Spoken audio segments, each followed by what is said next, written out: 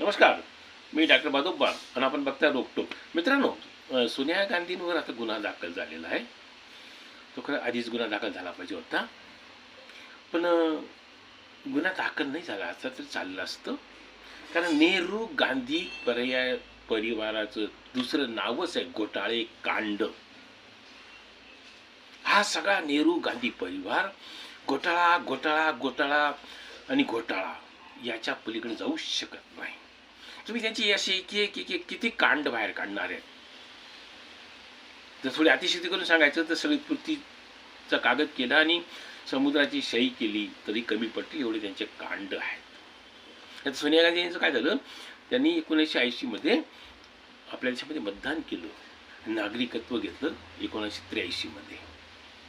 म्हणजे नागरिक नसताना त्यांनी मतदान केलं आणि हे 100% कायद्याच्या विरोधात आहे. पण नेहरू गांधी घराण्याला तर सगळेच गुन्हे माफ आहेत ना. हे तर किती किरकोळ आहे. 1980 मतदान केलं सोनिया गांधींनी. मग त्याच्यावर गदारोळ झाला. मग घाईघाईमध्ये ते मतदार यादीतून नाव काढून घेतलं. कारण साहजिकच ते घोटाळा झाला का मग आपण काय करतो, काहीतरी पळवाट काढतो. मग ते काढून घेतलं आणि मग 1983 सोनिया गांधींनी नागरिकत्व घेतलं. या सोनिया गांधींची ती गंमतच आहे. राजेश खन्ना दिल्लीमधून उभा होता.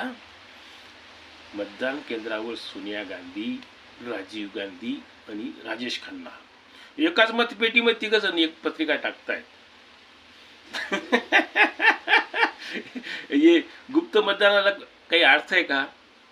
तुम्ही उघड तुम्ही कोणाला मत, राजेश खन्नाला मत टाका, तुमचा तो अधिकार जातो. ते काही लोकसंख्या नाही कोणा मना करतो, तुमच्याच पक्षाचा उमेदवार होता. पण एकच मतपत्रिका एका पेटीमध्ये तिघजण टाकतानाचा फोटो उपलब्ध आहे.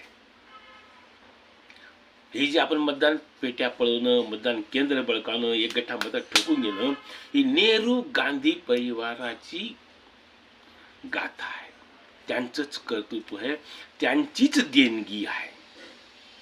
मतदारांना दारू वाटून, पैसे वाटून, मटण खाऊ घालून मतदान करून घेणं आणि मतपेट्या बळकावून, मतबूथ केंद्र बळकावून मतदान ठोकून घेणं ही काँग्रेसची नेहरू गांधी परिवाराचीच देशाला देणगी आहे.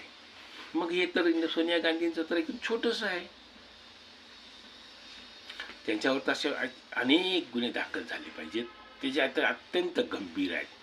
धन्यवाद मित्रांनो. व्हिडिओ आवडला तर लाईक करा, शेअर करा, सबस्क्राईब करा विसरू नका. जय हिंद, जय महाराष्ट्र.